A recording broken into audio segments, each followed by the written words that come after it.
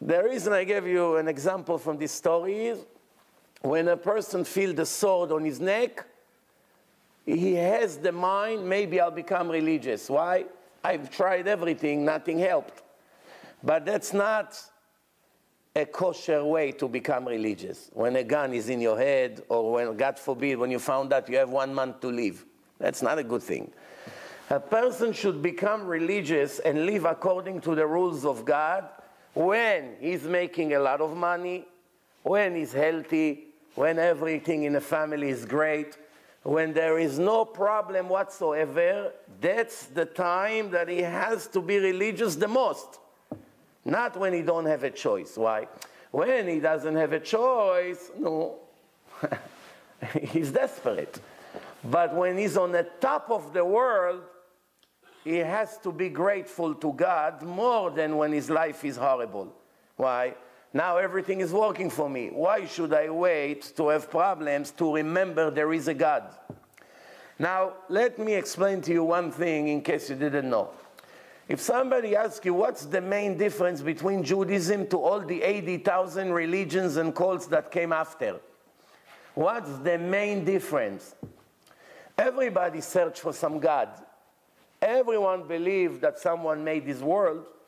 You see an order in a world, right? If you ask a person, you tell a person, I'm willing to swear that this plastic cup was made by itself. If I make this statement right now, this plastic cup was made by itself. Would you ever take me serious after such a comment? What would you say? A plastic cup made by itself? How exactly this equal circle became by itself? I'll give you 1 billion attempts, random explosion, to make one plastic cup. If you're successful, I give you everything I own.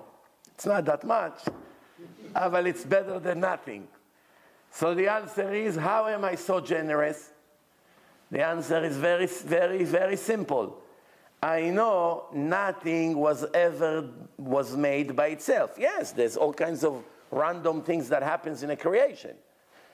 But when you see symmetric, with a shape, with equal colors, and you see something that was made and it has a purpose, you know someone designed it. You also know that the one that designed it and made it did not make it for nothing. He made it for a reason. And now your job is to find out what's the reason. Why it's your job? Very simple. Because if you know someone made you, it doesn't bother you to know why. Then you begin to think, maybe he wanted me to enjoy the world.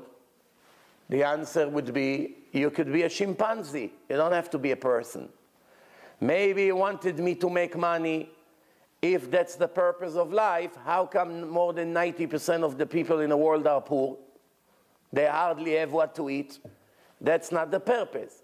If the purpose to have children, I could have been a dog. If the purpose to be healthy, I can be a monkey. They're more healthy than us. No gray hair, no, they don't lose their hair, no stress, no psychologist, no psychiatrist, no anxiety attack, no ulcer, no cancer, no nothing. Life is wonderful in the jungle. 5 different wives, jump from one coconut to the other, beautiful. No police, no tickets, no arrest, no IRS, I can give you a list until tomorrow. So much better to be a monkey than to be a human being. So the answer is, if you look at everything you ever thought about, you will find out that if that was the purpose, it would be better to be an animal. Now when we are people, and we are different than the animal by one thing only, what? Spirituality. The animals don't have a spiritual aspect in them. We, the people, have a divine soul, the intelligence, the understanding, the ability to tell the difference between good and bad. What's good, what's righteous, what's wicked. That's the only difference between us and the people and the animal. And that's the main thing, and that's why God made us the way he made us, because we have a choice. Now, what's the main difference between Judaism to all the religions? The main religions believe in God. They believe he created the world. They believe he created us.